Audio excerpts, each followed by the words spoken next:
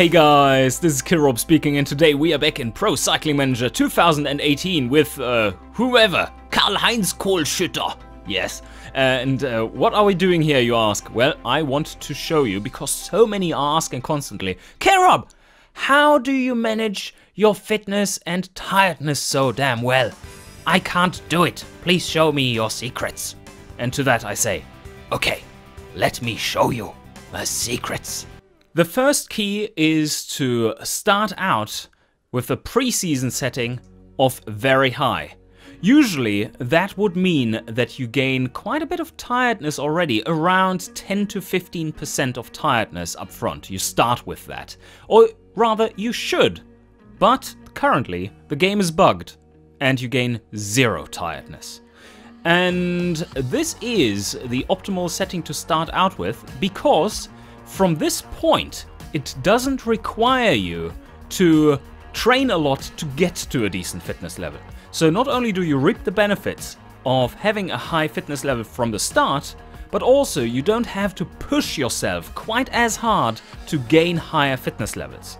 This is a key ingredient to my fitness progression strategy, or no, fitness, not, I read up here, that's not what I meant. No, my fitness planning strategy, yes. Okay, so with these objectives just chosen, whatever, we don't care, it's fine, this is not a ride I'm going to play. I'm just going to accept, and then we are advancing a day and pausing it and planning out our season.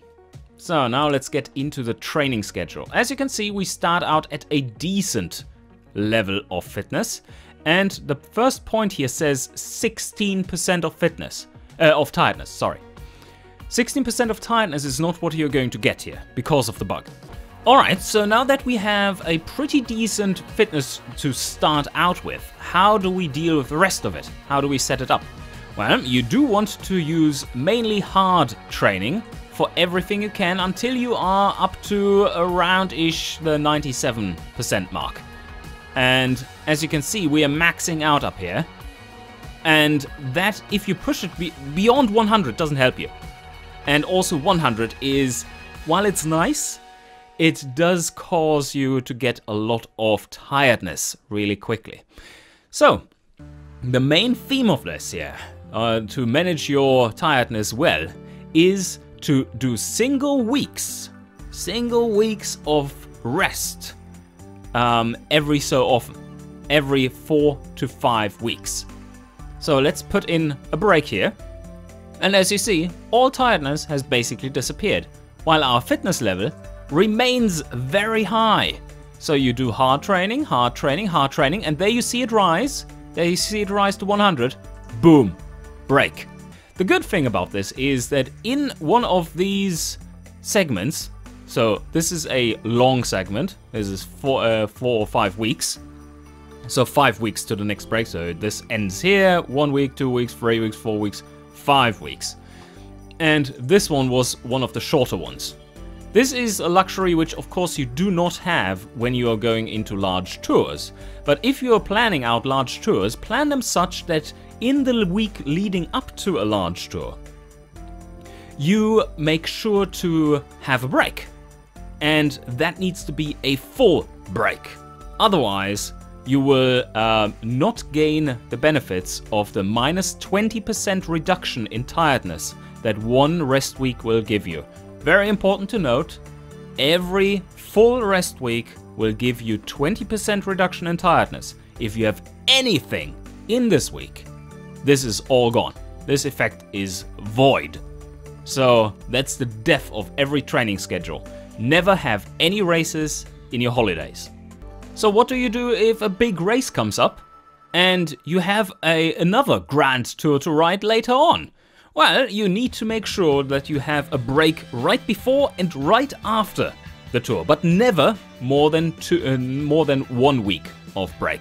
Because if you have to go with 2 weeks, let's say, oh yeah, you see how this destroyed everything. So let's say we are still on tour here, but we put a break in here. Like, everything is fine. 1 week of break, fine. Go back into it hard.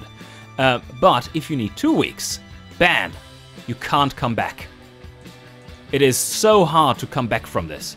It's dropping too low, and then tiredness is building up again. Tiredness is keeping to build up from there. And then you can't come back unless you are training super hard, and it takes just, you knock your rider out. That's not how you best deal with the situation. Never do 2 weeks in a row. Just 1 week max, and then it's much better. Like, compare these two. Like this one, we are back up to a good rating up here, and we have 30% tiredness. But the rider is not quite usable in between. Look at this difference instead. So we go hard training here, and then we go break there. And here we have, come on, 35%, 30%. So the same tiredness as the 2 weeks of break, but your fitness is all the way up there. You can compete. You can win stuff in the meantime while you're resting, in air quotes.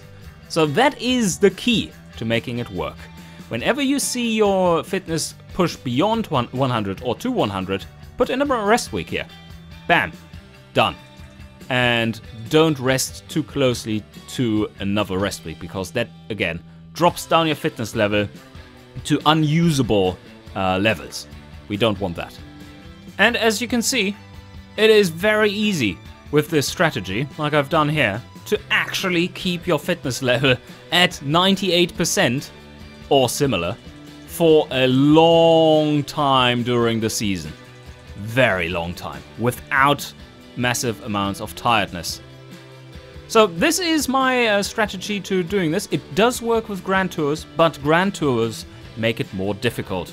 They are 4-ish weeks long, which is one of those longer periods. So you just need to make sure that you put a break at the start, before the tour, and a break at the end, right after the tour, and you should be fine.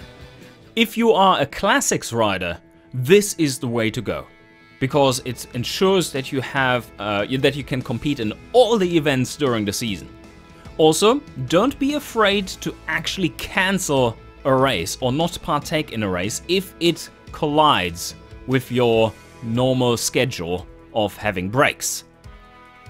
You can always shift things a bit so that the major races align perfectly.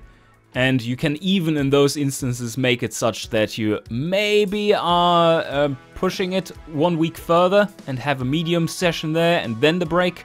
That is entirely possible, of course.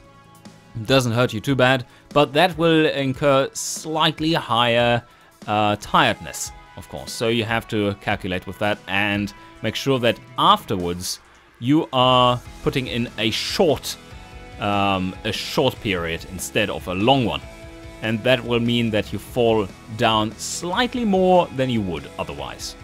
Alright, I think that should be it. This definitely helps you plan out the season and stay at a very competitive fitness level for the entire season.